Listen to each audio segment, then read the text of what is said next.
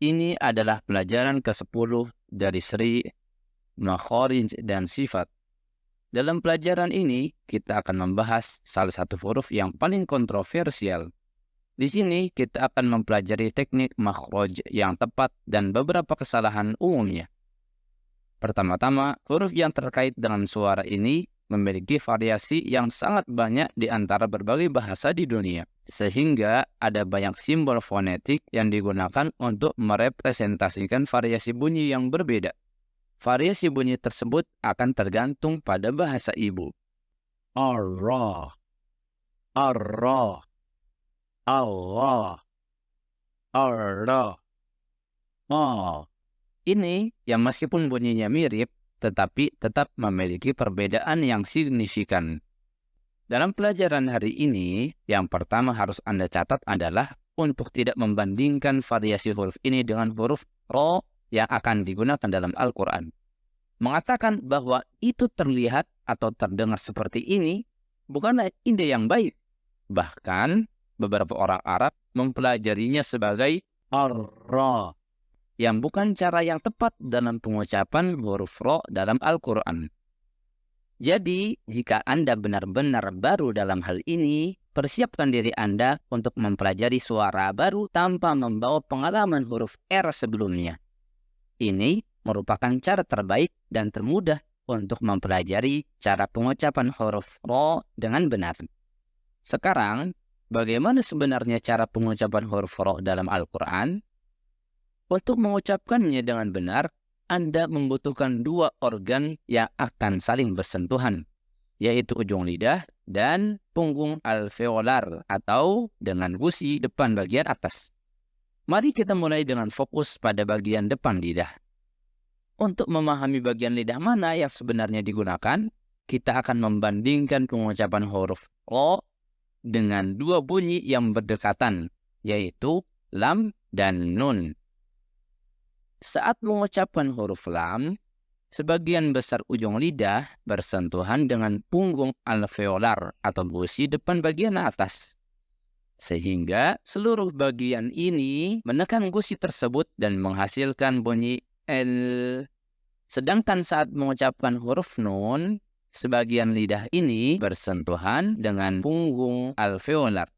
Sehingga bagian kecil ini menekan punggung alveolar dan menghasilkan suara N.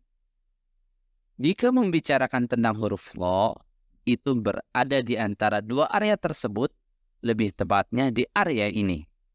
Dibandingkan dengan lam dan nun yang umumnya diucapkan dengan sempurna oleh kebanyakan orang, hal ini seharusnya memberikan Anda indikasi dan referensi tentang seberapa banyak bagian lidah yang harus bersentuhan. Dengan merasakan seberapa luas permukaan lidah yang digunakan untuk lam dan seberapa luas untuk nun, menemukan titik tengah di antara keduanya adalah kunci untuk memahami pengucapan huruf Ra. Selanjutnya, bagian punggung alveolar atau gusi depan bagian atas. Di mana seharusnya ujung lidah ini bersentuhan? Sebagai referensi lagi dari huruf lam dan nun, kita mengucapkan nun dari belakang lam. Jadi, huruf nun itu tempat keluarnya lebih dekat ke bukaan mulut daripada tempat keluarnya huruf lam. Kemudian, kita mengucapkan huruf Ra dari belakang nun. Jadi, tempat keluarnya huruf Ra lebih dekat lagi ke belakang gigi depan bagian atas dibandingkan tempat keluarnya huruf nun. Dengan kata lain, meskipun ketiganya diucapkan dari makhraj yang berbeda, tetapi sangat dekat satu sama lain. Bahkan ada pendapat yang mengatakan bahwasannya tiga huruf tersebut, lam, nun, dan Ra itu satu tempat keluar. Jadi pada posisi yang tepat, sebagian lidah ini bersentuhan dengan punggung alveolar atau dengan gusi bagian atas. Penempatan atau posisi lidah pengucapan huruf Ra dalam Al-Quran ini sangat berbeda dengan huruf R pada bahasa Indonesia, terutama ketika Ra pada Al-Quran dalam kondisi tebal. Namun, mirip dengan bahasa Inggris Amerika pada kata city dan witty. Penting untuk diingat bahwa ini hanya menunjukkan penempatan lidah yang tentunya memiliki teknik cara pengucapan yang berbeda. Contoh ini hanya menjelaskan letak makhraj ro dalam Al-Quran. Jadi, bagaimana dengan teknik pengucapannya? Apakah lidah menutup atau memberi celah? Apakah bunyinya kontinu atau berlangsung terus-menerus? Dan bagaimana dengan bagian belakang lidah?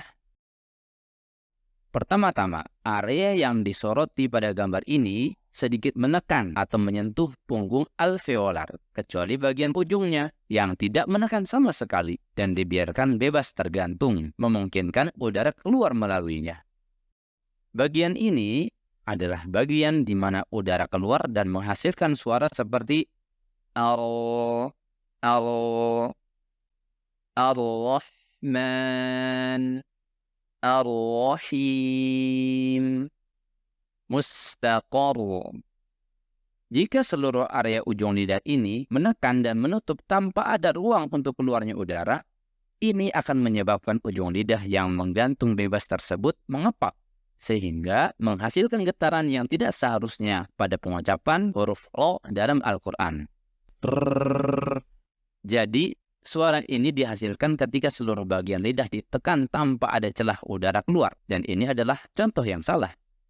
Kedua, suara ro dapat diperpanjang. Meskipun bisa terus-menerus dikeluarkan, bukan berarti boleh memperpanjangnya dengan sengaja dalam Al-Quran.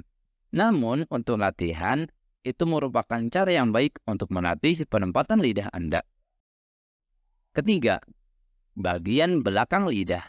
Ro memiliki dua variasi cara pengucapan dalam Al-Quran. Ro tebal atau yang dinamakan tafkhim dan ro tipis atau yang dinamakan tarqiq. Untuk ro tebal, ini yang paling banyak digunakan dalam Al-Quran. Bagian belakang lidah terangkat, seperti halnya huruf apapun dalam tafkhim. Ro'a, ro'a, marad, marad. Tetapi untuk ro tipis, perhatikan bahwa bagian belakang lidah tidak diangkat, yang menghasilkan suara yang ringan atau tipis. Qadir, qadir, ar-rih, ar-rih. Yang terakhir, berikut adalah beberapa hal yang perlu dihindari saat belajar dan berlatih pengucapan huruf ro. Pertama, pengucapan ro tidak melibatkan gerakan bibir apapun. Oleh karena itu, membentuk bibir seperti U saat mengucapkan ro adalah salah karena menambahkan sedikit dhammah yang tidak seharusnya ada. Kedua, beberapa orang mungkin mencoba membandingkan suara ro dalam Al-Quran dengan kata bahasa Inggris raw, atau membandingkan suara ro dalam Al-Quran dengan ro dalam bahasa Indonesia. Meskipun terdengar serupa, namun bunyi R dalam kata-kata tersebut memiliki teknik cara pengucapan yang berbeda. Jadi sebaiknya metode latihan seperti ini dihindari karena akan mempersulit pembelajaran mengucapkan huruf ro dalam bahasa Arab dengan benar. Ketiga, pengucapan huruf ro dalam Al-Quran memang mengandung getaran, tetapi terlalu banyak getaran juga tidak bagus. Setiap ro membutuhkan satu getaran yang dapat terdengar, seperti dalam contoh ini. Ro'a, ro'a, kharaj, kharaj. Jadi, satu getaran sudah cukup. Hal yang sama berlaku saat ro diikuti oleh tasdid, seperti ro, ro,